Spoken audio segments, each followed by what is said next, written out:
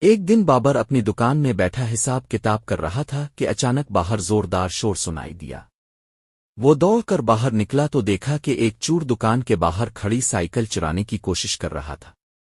بابر نے غصے سے چیخ کر کہا، یہ کیا کر رہے ہو؟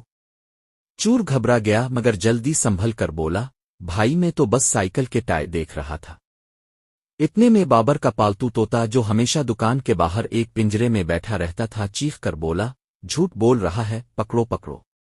چور حیران رہ گیا اور جلدی سے وہاں سے بھاگنے لگا، مگر طوطی نے موقع دیکھ کر اور زور سے چلانا شروع کر دیا، چور چور، پولیس کو بلو۔ دکان کے آس پاس لوگ جمع ہونے لگے۔ چور بدحواسی میں سائیکل چھوڑ کر دوڑ پڑا مگر طوطی نے ہار نہیں مانی اور اس کے پیچھے مسلسل چیختا رہا، واہ بھائی، دوڑ تو ایسے رہا ہے جیسے اولمپک کی دوڑ جیتنی ہو۔ لوگ ہنسنے لگے، کسی نے پولیس کو بلا لیا اور کچھ ہی دیر میں چور پکڑا گیا۔